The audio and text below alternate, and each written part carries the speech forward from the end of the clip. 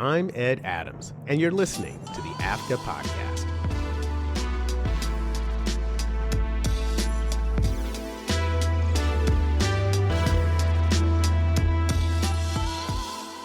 Hey, everybody, and welcome to the AAFCA Podcast. And for this episode, fasten your seatbelts because our destination is in-flight entertainment.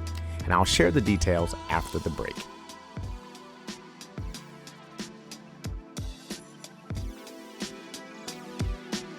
The AAFCA Podcast is sponsored by Morgan Stanley Global Sports and Entertainment.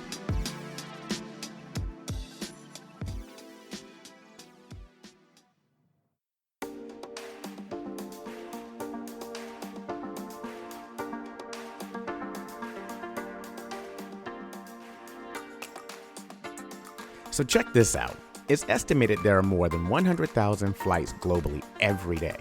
And according to the FAA, 2.9 million passengers fly out of the U.S. airports daily. Now, whether you're taking a quick jaunt or flying to distant destinations, in-flight entertainment is a critical part of the travel experience. When it comes to in-flight entertainment, we're referring to everything from access to Wi-Fi, music channels, movies, TV shows, podcasts, games, news, and even airplane and flight information.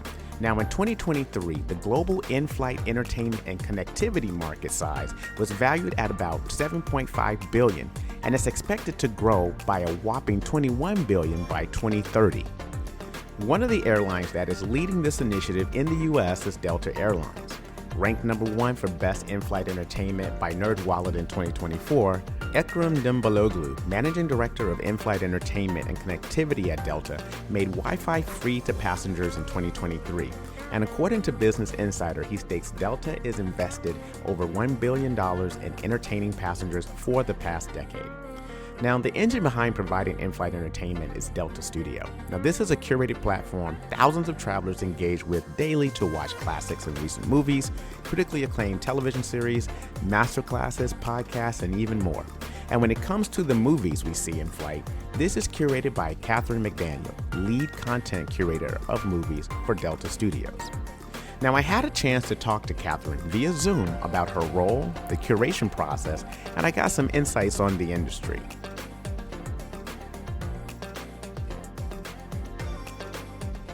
Catherine, welcome to the AAFCA Podcast.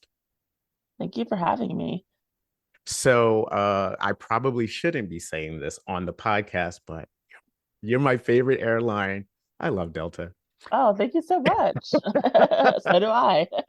Gil's going to kill me for that, but it's okay. I said it. It's in the universe now. So before we get started, please explain what your role is with Delta, and specifically with the entertainment space. Yeah, so I am the lead content curator for movies and top picks at Delta Studio, which means all the movies that go on board I picked out. And I'm also responsible for curating the monthly collections that we have on board, which include new releases, cultural things like Black History Month, Pride Month, etc. And then anything that's just relevant to what's going on or I think would be fun to have on board. In addition to those main responsibilities, I'm in charge of our accessibility strategy, DE&I strategy, and also looking at our foreign language content strategy as well. Oh, wow. Now that's a lot. Yes. That's a lot. You are busy. You're very, Yes. very busy. So with thousands of flights every day and people coming from around the world, I mean, how do you actually curate? I mean, like you just said, you got a whole laundry list of things. How do you actually curate without going into all the heavy stuff and the strategies, Yeah. but how do you do it? So it's also, we refresh our content on a monthly basis. And there's actually a lot that goes into it. We actually have to curate about 3 months in advance. So I look at, well, every month we have new releases, like I said.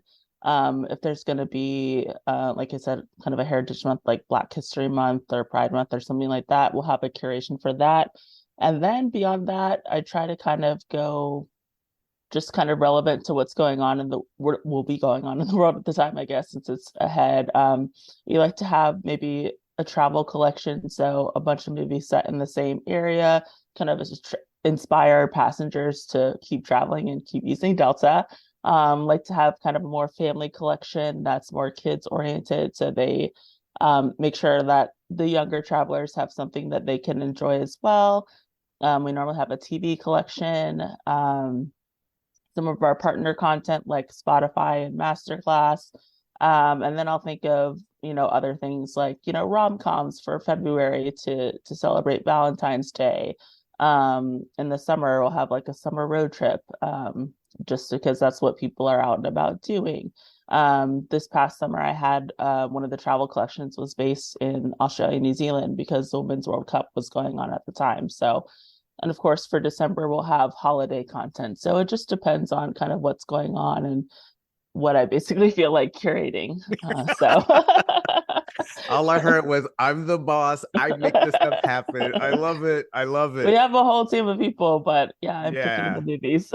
Well, so I'm curious, how big is your list? So for example, if you're thinking about, there's been holiday movies since forever. Yeah. How do you narrow that down? Is it just like, do you have criteria, like you said, there's parts about travel, or maybe it's about a particular city, or it depends. Well, we have system limitations that only allow me to put so many movies in the collection. So can be hard to narrow down sometimes. And then we also have kind of deals with the studios about the number of titles from them we can take every year. So that can come into play in terms of constraints. But I try to mix it up in terms of, older classics, newer favorites. We track our viewership data as well. So I'm looking at that to see the kind of things that people are liking, especially things that happen year after year, like holidays like Halloween or Christmas. I go and see, okay, what did most people watch last year? I try to have some of those super favorites and then try to mix it up in terms of what I'm adding in each year. Because like you said, there's so much to choose from. It's hard to narrow down. So things like those, it's easy to kind of mix up, and I can make it kind of go more horror one year, or maybe, do more fun, just kind of thriller, jump scare type stuff another year. So it just really depends. Right. So, just like in television, you have upfronts and stuff like that. Yeah. For you, because you are working with some of these studios, do they kind of say, hey, these are the movies we have coming up now, take a look at them, let me know how this works? Yeah, we have a couple conferences throughout the year that we're able to meet with them. They're able to share trailers and sneak peeks of things that are coming up. They also have kind of, I guess, a mini upfronts, as you will, for kind of the airline buyers later in May, where we come into the studio for like a whole day and they just show like clips and sometimes pilot episodes of TV shows that are coming out and will be available. And then we also have access to screener sites, so we can screen things before programming them. Awesome. Coming back to the international thing, and specifically when it comes to distribution and these networks, you do have a pretty extensive list of international programming. Yeah. So how does that fall into the same thing? They're at the same conferences, or is there a different type of process when you're dealing with the international Yeah, it's a little bit different because we don't have direct deals with them. So all of the stuff we program with them is ad hoc, but they are at the same conferences. There's a bunch of small distributors from around the world. A lot of times they specialize in, different areas. So there's one that's specializing in, Indian and South Asian content. Another focusing on, East Asian content, some focused on, European content, like French content, Italian content. So there's so much to choose from. So, but they will be at those conferences as well, so we can get a little taste of what they have to offer and make sure that's on our radar as well. Okay, cool. I just made a quick note. You did mention that you also work with accessibility. And so one of the things I wanted to talk to you about was like closed captioning and what are your sensitivities about your programming and how do you approach that? So this year in 2023, we've really stepped up our game in terms of accessibility. As of our September media load, all of our stored content, that's movies and TV, have closed captions or English subtitles. And that's going to be our standard going forward. So if something's not available with closed captions or subtitles at this point, we don't take it. Oh, that's awesome. Yeah. That's awesome. So we've come a long way with that. I think we were only about 42% of our movies and 80% of our TV at the beginning of this year. And now we're up to 100% of our content with closed captions. So that was kind of an area of improvement for us. And I'm really proud of the progress that we've made this year and hoping to just continue making inroads in this space. I think the next thing for us to tackle is how to handle audio description. So. Oh, okay. Well, I know we're not going to be talking about podcasts in this particular conversation, but Yes. one of the things I love about, being on a flight, even if I don't have the earbuds in, is I can turn it on and have a caption on, and I can just read, specifically when it's international stuff, right? Yeah. Because Yeah. it just makes sense. Yeah. Okay. Talk about, you did mention some of the special programming that you do. Mm-hmm. So let's talk about diversity. Mm-hmm. Um, how important is diversity in your programming with Delta?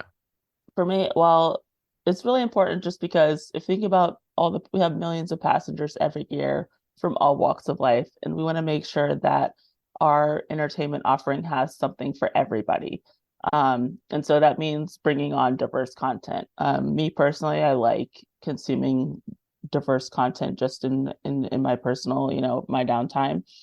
So I think it's really important to have on board, just not only because, like I said, to have something for everyone, but it's great content as well. Absolutely. Absolutely. Now, how important are the award seasons? Because there's award season everywhere at Yeah, all times. So how important is being aware of the trends in the award space yeah. when it comes to your programming? For me, that's something I pay attention to very closely.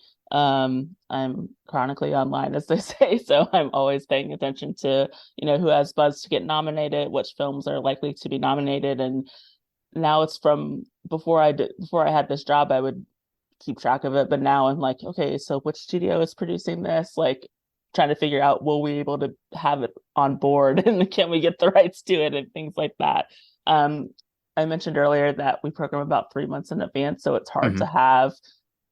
I can't concretely put, okay, here are all the movies that are nominated for the Oscars and have them on board during March when the Oscars is airing because I wouldn't know when I'm programming who's going to be nominated. But I try to have my thumb on the pulse of like what's going on and what's likely to be nominated.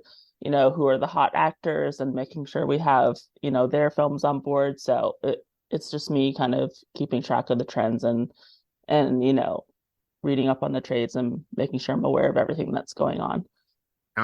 Okay. So you did mention you have a pretty big team Mm-hmm. when you're curating this stuff. I'm curious about the selection. Like when someone brings a hey, Catherine, I think this really needs to make it. Do you have any kind of just easy going, like any kind of basic criteria that a film has to meet in for you to put it into your programming? Um, Not really. I'm the one main curating. When I have say we have a big team, other people are focused on different areas. So there's a person focused on TV, person focused on music and games, etc. I'm the main one Hmm. curating. We do work with our content service provider, and basically they're the main company when I come up with here's the list of movies that I want to have on board for whatever month, and they go out, confirm the rights for everything, put it in the right format to go on board, and help all of that get facilitated to happen. So I'm looking at what's a good movie. Like, is it rated high on Rotten Tomatoes? Or is it like have a high audience score that's like something that people really love to watch?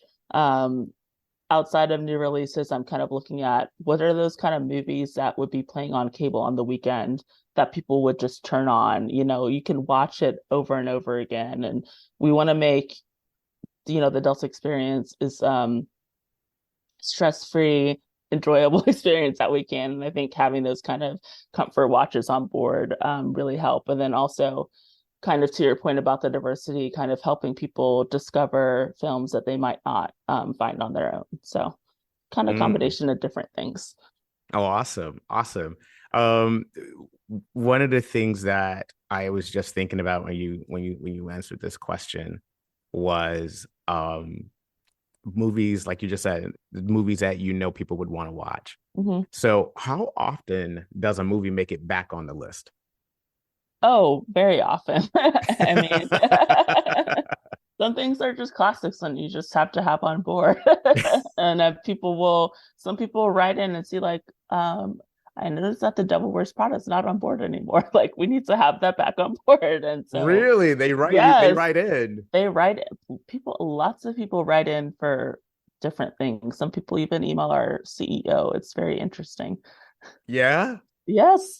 So what you get you get an email from the CEO. It's like, why is the Devil Wears Prada now?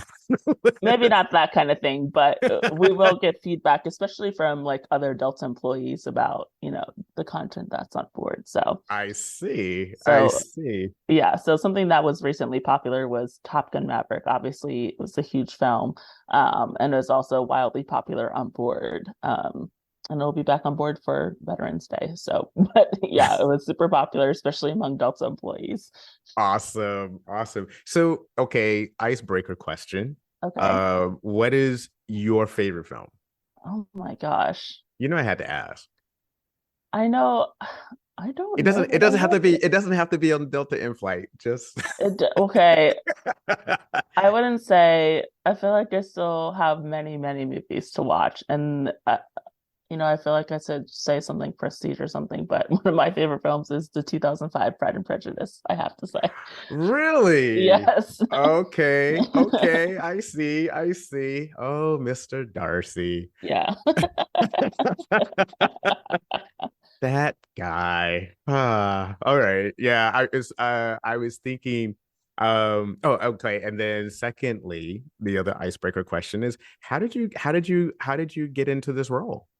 How did I get into this role? Well, a friend of mine actually works at Delta, on the in-flight team. She heads up our Wi-Fi team, so making sure, the fast Wi-Fi is working and everything and all of that. And my role came open last year, and she said she knows me, so she's like knows how into pop culture and entertainment I am. And she said, "Hey, the content roles come up. If you're interested." And I said, sure, send me the job description. She sent it to me. Perfect combination of my personal interests and professional background. And yeah, I applied and went through the interview process and got the role. I love it. Well, congratulations, and I'm glad Thanks. you're in this role. Same. Um, yeah, but I would also like to think when you're doing your curated list, Hmm. right? These special programming. Um, I would imagine that, being on the pulse of culture is like really, really important, especially when Hmm. you think about like what's happening right now around the world. Hmm. And there's a certain amount of sensitivity that you have to have. Right. So how does that play into how you start doing things and putting things into your mix? Yeah, so when we're putting things on board, we have our title screened. We have content guidelines to make sure nothing, too super brutal it gets on. And part of our content guidelines is political, so we don't really have anything that mentions like the most recent president or the previous president on board. Nothing showing like 9/11 or anything like that. So we try to be kind of sensitive politically in those regards to, what's going on with more current events, making sure we're not putting anything that's really commenting on what's been going on, I guess, the past 10, 15 years or so. Hmm. Okay. Okay. Yeah, I was curious about that. I mean, we all see what's happening in the world today, and exactly. and if you want to watch that, Delta does have live television, so you can Exactly. watch the news. You can watch the news. We have many of the news channels, so you can stay on top of everything that's going on while you're in your flight. Absolutely. So one thing that I was curious about, I mean, you do say people write in, and there are obviously uh companies that will help people get their films distributed. Mhm. But does Delta have any programs or initiatives to kind of seek out new talents or to help promote new talents? We don't really have any programs along those lines in terms of um finding new talent. We don't know. If it happens to come across us and we, find something and we're like, wow, this is really good, we'll definitely look to get it on board, but we don't have a formal program. Okay. Okay. And then the Olympics is coming up. Yes. Yes. So I was just kind of curious because when you're programming, is it the same? So if I'm coming from America going to Paris, and if I'm coming from Venezuela coming to Paris, is it the same programming or is it different? It's the same program right now. So we're actually working on rolling out kind of a new interface experience that's more intuitive, kind of more like your smart TV. And we will have capabilities eventually with that kind of interface to make things a little bit more custom to origin and destination, time of day in terms of what's featured. But all the content itself is the same. Oh, wow. Okay, cool. So that's further down the road. Further down. But Okay, when we yes. come back, we're coming back. We're coming back. Yeah. We're coming back. We'll see. We'll talk about like I told you. Right. But for now, it's the same. Okay. Okay. Fair. Musicals. Yes. Let's talk about that. Okay.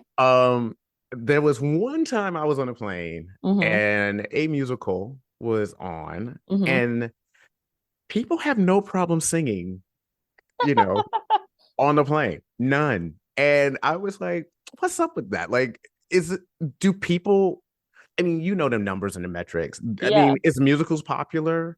And so have you ever heard stories of people actually like just burst out singing on the plane? Because I can tell you I have one. It's interesting because I feel like musicals themselves, as far as I know, haven't been that popular. However, the Whitney Houston biopic was really popular this year. Oh, wow. I don't know if anyone was singing along, but ooh, that was not it. Okay.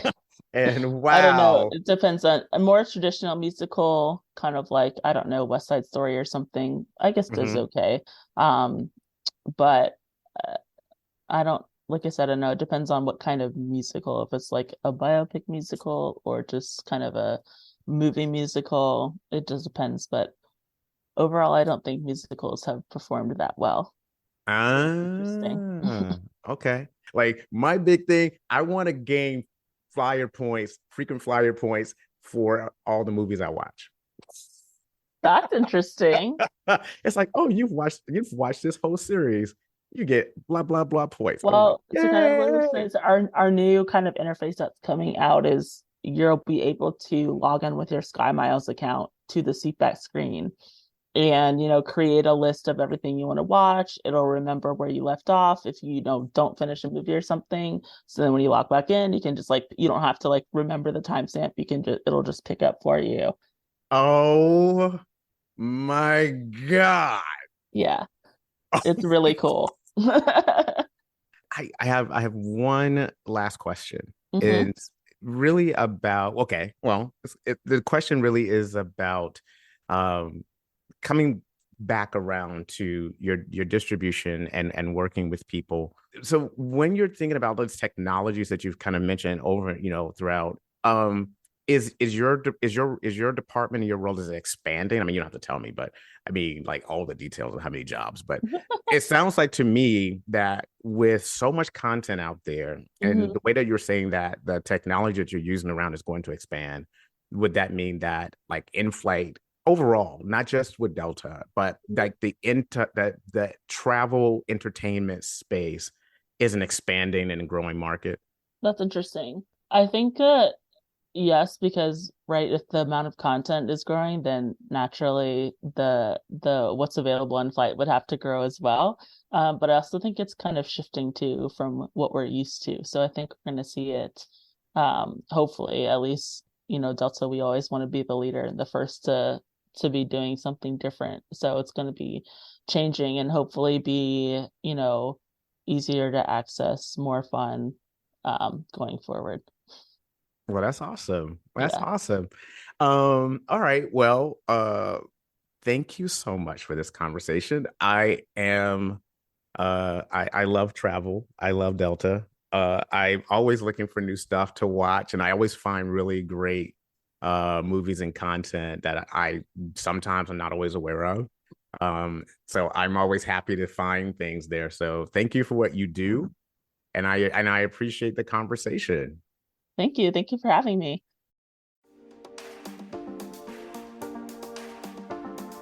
That was Catherine McDaniel, lead content curator of movies for Delta Studios.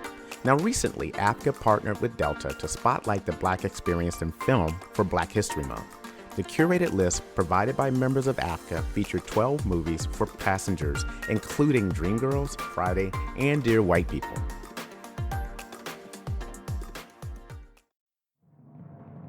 And that's our show. A big thanks to Delta Studios and Catherine McDaniel for participating in this episode.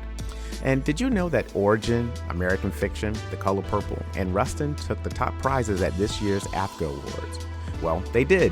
And you can see clips of the award ceremony, images from the red carpet, and more by visiting and subscribing to AAFCA on Instagram. So until next time, keep your head up.